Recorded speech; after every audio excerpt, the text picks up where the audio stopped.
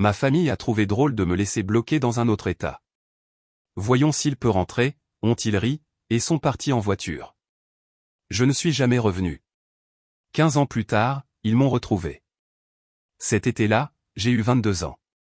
Cela devait être comme tous les autres, travailler à la quincaillerie de mon père pour gagner de l'argent, vivre chez moi parce que l'université n'était pas pratique, selon Banks mon père et être le souffre-douleur éternel de mon frère, Alan, l'enfant chéri.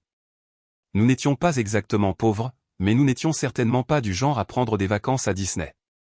Alors, lorsque Banks a annoncé que nous allions faire un voyage en famille pour le mariage de mon oncle dans le Colorado, j'aurais dû comprendre que quelque chose n'allait pas. 3 jours après le début de ce cauchemar de voyage en voiture, je regrettais déjà de ne pas avoir inventé une excuse pour rester à la maison. Mon père et Alan se relayaient pour leur jeu préféré, rendre la vie de Salvador infernale. Maman, Irène, disait parfois, ça suffit, de sa voix faible, mais nous savions tous que ce n'était que pour faire semblant. Écoutez, j'ai besoin d'expliquer ma famille. Banks n'était pas juste un père ordinaire, c'était le genre de personne qui vous réveillerait à 3 heures du matin pour vous crier dessus à propos d'une corvée que vous aviez oubliée, qui jeterait vos affaires s'il se trouvait sur son passage, qui me disait que je ne valais rien depuis que je pouvais comprendre les mots. Alan a appris vite, soit être le mini-moi de papa, soit devenir comme moi. Devinez quel chemin il a choisi? Ce matin-là, nous nous sommes arrêtés dans une aire de repos perdue au milieu de nulle part dans le Colorado au milieu de rien pendant des kilomètres, juste des champs, des montagnes au loin, et un petit bâtiment de toilettes triste avec des distributeurs automatiques. J'avais dormi à l'arrière de notre suburban et j'avais besoin de me dégourdir les jambes et d'aller aux toilettes. Papa et Alan riaient de quelque chose tandis que maman vérifiait son maquillage dans le miroir par soleil. Je me souviens exactement de ce que je portais, un t-shirt Metallica délavé, un jean troué à un genou, et ces vents usés que j'avais depuis toujours. Je n'ai pas pris mon téléphone car il était en charge dans la voiture, je n'ai pas pris mon portefeuille parce que pourquoi l'aurais-je fait? Nous étions au milieu de nulle part, et je ne faisais que faire pipi. 10 minutes c'est le temps que j'ai passé dans ces toilettes, peut-être moins quand je suis sorti, plissant les yeux sous le soleil du Colorado, la place de parking était vide. Notre suburban vert foncé avait disparu. Au début, j'ai pensé qu'il l'avait déplacé, faisant une blague idiote. J'ai fait le tour de toute l'aire de repos, rien. C'est ça la trahison de votre propre sang, ça frappe différemment de toute autre sorte. J'ai attendu 1 heure, assis sur le bord du trottoir, me disant qu'ils essayaient juste de me faire peur et qu'ils reviendraient. Des gens sont venus et repartis, quelques-uns me lançant des regards bizarres. Un camionneur m'a demandé si j'allais bien. J'ai menti et j'ai dit que j'attendais ma petite amie qui était dans les toilettes. Il a hoché la tête et est parti. Après la 2e heure, j'ai commencé à ressentir cette sensation de froid dans le ventre, il ne reviendrait pas. Mon premier instinct a été d'emprunter le téléphone de quelqu'un, de les appeler, de les supplier de venir me chercher. Mais alors que j'allais m'approcher d'une mère avec 2 enfants, quelque chose m'a arrêté. Toute une vie de souvenirs a défilé dans ma tête, chaque humiliation, chaque fois qu'ils avaient ri de moi, chaque blague qui n'était en réalité que de la cruauté avec une chute. Je pouvais presque les entendre, la voix d'Alan, mec, je parie qu'il pleure en ce moment, mon père, il trouvera une solution s'il n'est pas aussi stupide qu'il en a l'air, la faible protestation de ma mère qui ne changeait en réalité rien. Alors j'ai pris une décision. Je me suis approché de cette mère et je lui ai demandé d'utiliser son téléphone, mais je n'ai pas appelé ma famille. J'ai appelé le service d'information et j'ai obtenu le numéro du refuge le plus proche à Grand Jonction, à environ 40 miles de là. Ensuite, je lui ai demandé si elle pouvait éventuellement me conduire en ville. Je lui ai dit que ma famille avait eu une urgence et avait dû partir, mais qu'ils allaient envoyer quelqu'un me chercher plus tard. Elle a hésité, mais j'ai dû avoir l'air assez inoffensif car elle a accepté. Cette première nuit au refuge a été un retour à la réalité. Je n'avais rien d'autre que les vêtements que je portais, aucune pièce d'identité, pas d'argent, pas de contact. Le type du refuge, Dave, m'a laissé utiliser leur ordinateur pour chercher l'adresse de mon oncle grâce à l'invitation de mariage que j'avais vue. J'ai pensé que je pourrais peut-être me rendre au mariage, trouver ma famille là-bas. Mais ensuite, je suis resté assis devant l'écran et j'ai pensé, pourquoi? Pourquoi courir après des gens qui m'ont littéralement abandonné sur le bord de la route pour rire? Au lieu de cela, j'ai créé un nouveau compte email. J'ai cherché des ressources pour les personnes ayant besoin d'un remplacement d'urgence de leur pièce d'identité. J'ai recherché sur Google des emplois payés en espèces. J'ai élaboré un plan. 2 jours plus tard, je lavais la vaisselle dans un petit restaurant appelé Sunny S. La propriétaire, Géraldine, était une femme d'une 60aine d'années aux cheveux gris striés de violet et avec plus de tatouages que vous ne pourriez l'imaginer. Je suis entré, lui ai demandé si elle avait besoin d'aide, lui ai dit que mon portefeuille avait été volé, mais que j'avais besoin de travailler. Elle m'a examiné et a dit, le lave-vaisselle a démissionné hier. Si tu me voles, tu es mort. Commence maintenant. C'est ça le fond du trou, on ne peut qu'en remonter. Pendant une semaine, j'ai travaillé en double, j'ai dormi au refuge, j'ai porté des vêtements donnés. Dave m'a aidé à commencer le processus d'obtention d'une pièce d'identité de remplacement en contactant les services d'état civil de mon état d'origine. J'ai installé un téléphone prépayé bon marché de Walmart avec la première somme d'argent que j'ai gagnée. 7 jours après qu'il m'ait abandonné, mon téléphone a sonné. Numéro inconnu. J'ai répondu. C'était ma mère. La voix tremblante. Où es-tu? Vas-tu bien? Nous avons cherché partout. Ce n'était censé être qu'une blague. Double. Ils ont attendu 20 minutes sur la route, sont revenus et ne m'ont pas trouvé. Triple. J'ai écouté sa panique, sa fausse inquiétude. En arrière-plan, j'ai entendu mon père dire de me dire d'arrêter d'être dramatique et de me rendre chez l'oncle Rick. J'ai entendu Alan rire. Salvador, tu es là? Dis quelque chose. Nous étions très inquiets. Cette sensation de froid dans mon ventre avait disparu. Maintenant, il n'y avait plus que de la clarté. Vous vouliez voir si je pouvais m'en sortir tout seul? J'ai dit, ma voix plus stable qu'elle ne l'avait jamais été en leur parlant, regardez-moi. J'ai raccroché, bloqué le numéro, puis bloqué tous les numéros de famille dont je me souvenais pour être sûr. Je suis allé au magasin Verizon le lendemain et j'ai complètement changé mon numéro. 27 appels manqués avant que je ne change ce numéro. Je les imagine devenir de plus en plus énervés lorsqu'ils se sont rendus compte que leur souffre-douleur ne reviendrait pas pour être frappé. Un mois plus tard, j'avais mon propre studio au-dessus d'une laverie automatique. Il était minuscule et sentait toujours l'assouplissant, mais il était à moi. Je suis passé de lave-vaisselle à cuisinier préparateur chez Sunny S, et Géraldine m'apprenait à couper correctement les légumes sans me perdre un doigt. Parfois, je vérifiais mon ancien email ou celui que ma famille connaissait. Les messages s'accumulaient, de la part de maman, s'il te plaît, rentre à la maison. Nous sommes désolés, de la part de papa, ce geste puéril doit cesser maintenant, de la part d'Alan, mec, ce n'était qu'une blague. Arrête d'être un. Je n'ai jamais répondu, pas une seule fois. C'est ça la liberté, une fois qu'on y a goûté, on ne peut plus retourner en cage. Écoutez, je ne vais pas prétendre que c'était facile. Certains soirs, je faisais défiler Instagram, je voyais des photos de personnes avec des familles normales qui s'aimaient vraiment, et je ressentais cette douleur qu'aucune quantité d'elle ne pouvait combler. J'ai passé des nuits où la solitude me donnait l'impression qu'elle allait m'avaler tout entier. Les vacances étaient les pires. Mais chaque matin, je me réveillais dans mon petit appartement miteux qui sentait le Downey, j'allais à mon travail de la vaisselle où personne ne me disait que je ne valais rien, et je construisais ma vie, une brique à la fois. 3 mois après qu'il m'ait laissé à cette ère de repos, j'ai vérifié mes emails une dernière fois. Il y avait un nouveau message de ma mère, ta grand-mère te demande des nouvelles. S'il te plaît, fais-nous juste savoir que tu es en vie. J'ai fermé l'email, j'ai supprimé le compte, j'ai jeté ma vieille carte SIM à la poubelle derrière Sunny S. Ce soir-là, Géraldine m'a appris à faire sa fameuse tarte aux pommes. Elle a dit que j'avais de bonnes mains pour la pâtisserie. C'était le premier compliment sincère dont je me souvienne avoir reçu depuis des années. Je n'ai jamais regardé en arrière. Mise à jour 5 ans après avoir été abandonné à cette aire de repos du Colorado, je me suis retrouvé à regarder un visage familier sur mon fil Facebook non pas parce que je traquais les profils de ma famille, d'accord, peut-être que oui, mais parce qu'Alan venait d'être tagué dans un article de presse locale chez moi. Il avait eu un DUI, avait fait un tonneau avec sa voiture autour d'un poteau téléphonique. Personne n'a été blessé sauf le poteau. Le journal avait utilisé sa photo de football du lycée, il avait l'air si jeune, si suffisant rien à voir avec la photo judiciaire gonflée en dessous. C'est ça le karma, il avance à son propre rythme, mais il n'oublie jamais. D'ici là, j'avais construit quelque chose qui ressemblait à une vie dans le Colorado. Mon studio miteux au-dessus de la laverie automatique avait finalement été échangé contre un appartement d'une chambre avec de vraies fenêtres.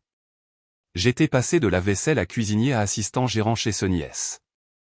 Géraldine dirigeait toujours l'endroit d'une main de fer dans un gant poudré de fleurs, mais elle avait commencé à me traiter moins comme un cas de charité et plus comme, je ne sais pas, un étrange neveu ou quelque chose comme ça. Mon premier achat important, lorsque j'ai eu de vraies économies, a été un ordinateur portable correct, rien de sophistiqué, juste assez pour suivre des cours en ligne au collège communautaire, gestion d'entreprise, comptabilité de base, les choses que Banks disait toujours être pour les gens qui ne peuvent pas faire de vrai travail. Je passais mes matins chez Sony S, mes après-midi à étudier, mes soirées de retour au travail, rincer et répéter. Écoutez, je ne vais pas prétendre que je n'étais pas encore perturbé par ce qui s'était passé. Des problèmes de confiance ? Plus comme des abonnements à la confiance que je pouvais annuler à tout moment si quelqu'un s'approchait trop près. J'avais fait exactement 2 amis en 5 ans, mon voisin, Doug, qui jouait de la basse dans un terrible groupe de garage et qui m'apportait parfois de la bière maison qui avait le goût d'eau de vaisselle houblonnée, et Géraldine, si elle était considérée comme une amie et non comme une patronne. Cela a changé lorsque Kendra a commencé à venir chez Sony S tous les mardis et jeudis comme un métronome. Elle commandait toujours la même chose, omelette Denver, pas de tomates, café supplémentaire. Elle s'asseyait toujours au comptoir avec un manuel ou école de médecine, j'ai découvert plus tard. Elle avait cette façon de se déconnecter complètement pendant qu'elle étudiait, la fourchette à mi-chemin de sa bouche pendant des minutes à la fois. J'ai commencé à la chronométrer, le record était de 7 minutes et 23 secondes avant qu'elle ne réalise qu'elle tenait des œufs froids. 4 mois où je lui apportais des recharges de café avant qu'elle ne lève les yeux et ne me voie, je veux dire, qu'elle me voit vraiment. Ses yeux ont fait une chose où ils se sont un peu élargis, et elle a dit que mon badge était mal orthographié. Ce n'était pas le cas, mais c'est devenu notre petite blague bizarre. Je portais un nom erroné différent tous les mardis et jeudis, Salvador, Salvador, Salvatore. Elle le soulignait, je faisais semblant d'être surpris.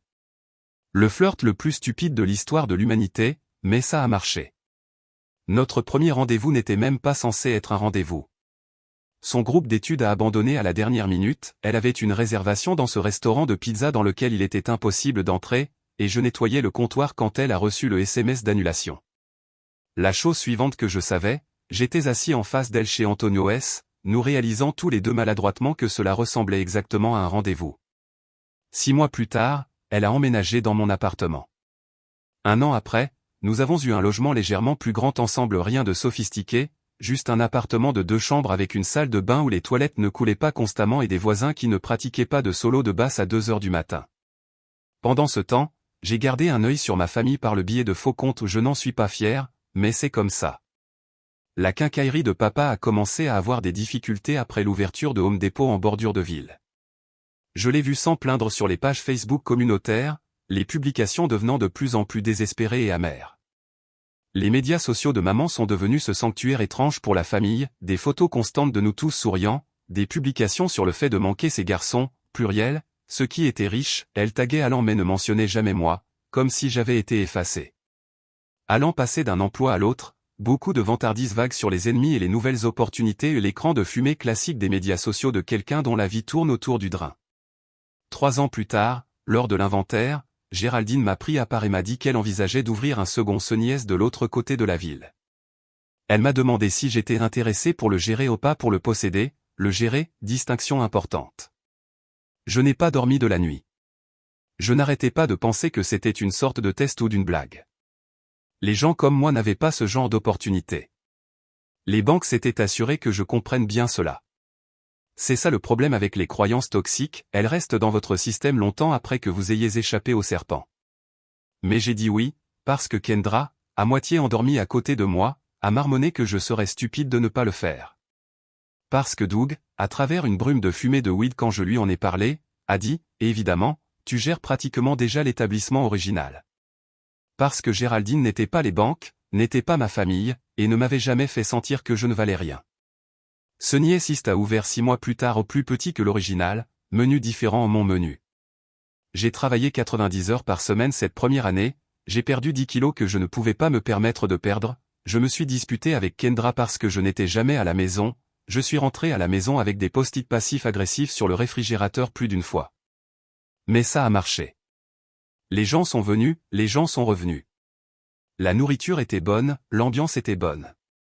On ne devenait pas riche, mais on s'en sortait. 4 ans après avoir été abandonné, j'ai gagné assez d'argent pour aider Kendra avec ses prêts étudiants, pas tous, ces choses sont monstrueuses mais assez pour faire une différence. Elle a pleuré quand je lui ai montré la confirmation de paiement, pas des larmes de cinéma avec un mascara parfait, de vraies larmes, pleurs baveux, visage rouge, sanglots. Je ne me suis jamais senti aussi réel qu'à ce moment-là. Puis ma grand-mère est morte. Je l'ai appris par Facebook, maman a posté un long hommage dramatique avec 1 million d'émojis cœur. Mamie Rose avait été la seule dans la famille à s'être toujours opposée aux banques, la seule qui semblait me voir. Elle avait l'habitude de me glisser des billets de 20 $ quand personne ne regardait, me disant de les économiser pour mon évasion. Je crois qu'elle pensait aux études. Il s'avère que c'était plus littéral que ça. J'ai pensé à aller aux funérailles, j'ai même cherché des vols. Kendra a dit qu'elle viendrait avec moi, qu'elle me tiendrait la main pendant toute cette horrible réunion. Doug a proposé sa vieille voiture si je voulais conduire. Géraldine a simplement haussé les épaules et a dit « Les morts ne savent pas si vous êtes là ou pas, alors faites ce qui vous apporte la paix. » Je n'y suis pas allé. À la place, j'ai envoyé des fleurs à un arrangement de sympathie générique, j'ai signé la carte, Salvador, sans adresse de retour, sans note, juste mon nom. L'explosion sur les réseaux sociaux a été immédiate, maman postant sur les signes et communiquant au-delà, allant faisant des commentaires critiques sur les fils prodigues, les banques ne disant rien publiquement, mais je pouvais imaginer la tempête derrière les portes closes. Une semaine plus tard, j'ai reçu une demande d'amis d'un profil que je ne reconnaissais pas, un nom aléatoire, aucun poste, aucun ami. J'ai failli le supprimer jusqu'à ce que je voie le message, c'est oncle Rick. Ta mère m'a donné ton ancien courriel, mais il a rebondi. Tu vas bien ? On s'est inquiété. Ton père a demandé des nouvelles de toi. J'ai bloqué le compte ce soir-là. J'ai eu ma première crise de panique en 2 ans, assis par terre dans notre salle de bain à 3 heures du matin, essayant de ne pas réveiller Kendra, ayant l'impression que mes poumons s'effondraient, imaginant les banques me traquer, se présenter à Sunny S, détruire tout ce que j'avais construit. Kendra m'a trouvé là 1 heure plus tard, elle n'a pas posé de questions, elle s'est juste assise avec moi, son épaule touchant la mienne. Quand j'ai enfin pu respirer à nouveau, elle a dit la chose la plus simple, ils ne peuvent rien vous prendre que vous ne leur donniez pas. Le lendemain matin, j'ai appelé un avocat, j'ai demandé conseil sur les ordonnances de restriction, au cas où.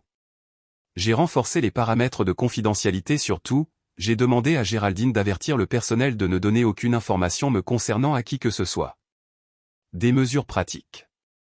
Contrôlez ce que vous pouvez contrôler. 5 ans jour pour jour après avoir été abandonné, j'ai épousé Kendra aux petites cérémonies dans un parc d'État.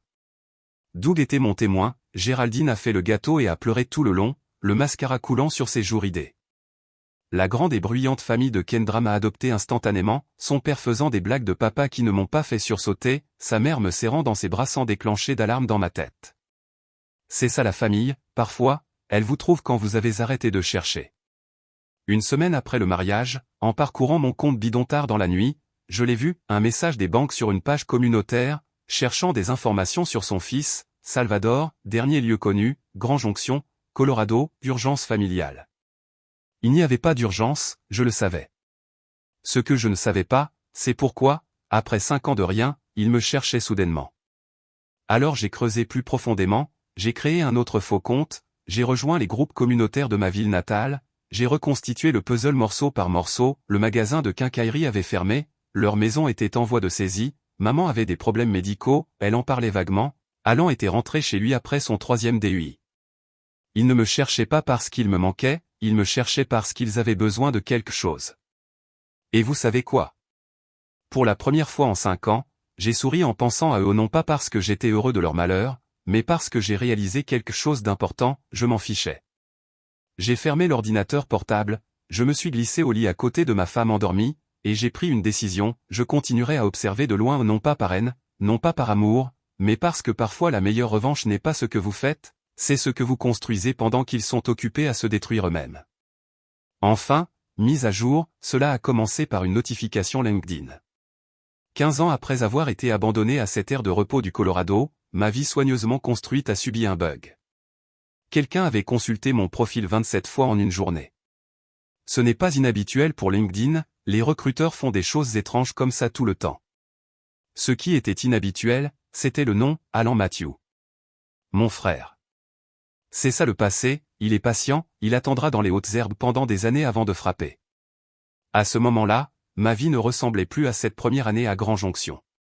Kendra avait fini ses études de médecine, fait son internat, et travaillait maintenant dans une clinique locale 3 jours par semaine pour pouvoir rester à la maison avec nos enfants. Nous en avions 2, Ellie, 7 ans, et Marcus, 4 ans. L'appartement au-dessus de la laverie avait laissé place à une modeste maison de 4 chambres à la périphérie de la ville, rien de luxueux, mais avec une cour où les enfants pouvaient jouer et où je pouvais faire pousser des tomates qui ne réussissaient jamais vraiment. Sonies s'était étendu à 3 emplacements. Ce n'est toujours pas une franchise massive ou quoi que ce soit, mais assez pour que je n'ai plus besoin de travailler au comptoir, sauf quand quelqu'un appelle malade. Géraldine avait semi-pris sa retraite 2 ans plus tôt, même si elle apparaissait toujours sans prévenir pour critiquer la façon dont nous faisions sa croûte à tarte. J'avais fait la paix avec mon passé, ou du moins je le croyais. Je continuais à surveiller la famille de loin, mais le contrôle constant s'était estompé à peut-être une fois tous les quelques mois. La dernière fois que j'ai eu des nouvelles, les Banks et Irène avaient déménagé dans un endroit plus petit après avoir perdu la maison. Alan s'était marié, divorcé, puis remarié. Ils avaient tous apparemment poursuivi leur vie, comme je l'avais fait avec la mienne. Le truc de LinkedIn m'a cependant secoué. 15 ans de silence, et maintenant ça. J'en ai parlé à Kendra pendant que nous faisions notre rituel du dimanche soir, plier le linge en regardant à moitié l'émission Netflix sur laquelle nous avions du retard. Elle a fait une pause, une chaussette dépareillée dans chaque main, et m'a demandé si j'allais bien. J'ai hoché la tête, car que pouvais-je dire d'autre? Que j'avais soudainement 22 ans à nouveau, bloqué à une aire de repos, que je pouvais entendre la voix des Banks dans ma tête me traiter de bon à rien. 3 jours plus tard, j'étais à Sonies East, le 2e emplacement original pour aider à l'inventaire parce que notre fournisseur avait encore envoyé le mauvais type de filtre à café, lorsque Maya à l'accueil a rappelé qu'une famille demandait à me voir. Ma première pensée a été les parents de Kendra, qui nous surprenaient parfois lorsqu'ils passaient par là. Je me suis dirigé vers l'avant, les rouages mentaux se déplaçant déjà sur la façon de les convaincre de rester dîner. Ce n'était pas la famille de Kendra. Les Banks avaient l'air plus âgés, plus gris, son corps autrefois imposant était d'une certaine manière rapetissé. Le visage d'Irène avait ce regard pincé qui vient d'années d'inquiétude, ses cheveux étaient teints d'une teinte brune non naturelle. Et Alan? Alan ressemblait aux Banks à 40 ans, même posture, même façon de prendre de la place. Il y avait une femme avec eux que je ne reconnaissais pas, jeune, peut-être au début de la vingtaine, qui restait en arrière comme si elle n'était pas sûre qu'elle avait sa place dans ce moment. Personne n'a parlé. Le bruit de l'heure de pointe du déjeuner semblait s'estomper jusqu'à ce que je n'entende plus que mes propres battements de cœur qui cognaient dans mes oreilles. Les Banks ont été les premiers à rompre le silence, disant mon nom comme une question. J'ai hoché la tête, parce que ma voix était apparemment partie en vacances. Écoutez, j'avais imaginé ce moment de 1000 manières différentes au cours de 15 ans. Dans certaines versions, je les ai réprimandés de façon spectaculaire, dans d'autres, j'étais calme et distant, indifférent à leur existence. Dans quelques scénarios embarrassants de fin de soirée, nous avons même eu une réconciliation larmoyante. La réalité est toujours plus chaotique que l'imagination. J'ai fait signe vers une table vide dans le coin, j'ai dit à Maya d'apporter de l'eau, je me suis assis en face des personnes qui avaient autrefois été ma famille, et j'ai attendu. Ils m'avaient trouvé grâce à cet article de magazine, Rocky Mountain Rising. Ce n'était même pas un grand article, juste une note en marge avec une photo de moi devant l'emplacement original de Sonies, mais apparemment, une amie du lycée de maman avait déménagé au Colorado, l'avait vu, et le lui avait envoyé avec un « Ce n'est pas ton fils ?» Sans cet appel manqué. C'est le nombre d'appels qu'ils avaient passés à mon ancien numéro avant qu'il ne soit déconnecté. Maman avait compté, elle a mentionné cela comme si cela devait signifier quelque chose. Ils se sont parlé l'un par-dessus l'autre, maman à propos de ses inquiétudes, les Banks à propos de ma mauvaise interprétation de ce qui s'était passé ce jour-là, Alan essayant maladroitement de faire comme si nous étions de vieux copains qui se retrouvaient. La jeune femme, la deuxième femme d'Alan, Poppy, il s'est avéré m'a simplement observé avec des yeux curieux. Je les ai laissés parler, je les ai regardés tisser leur version de la réalité où ils n'étaient pas les méchants.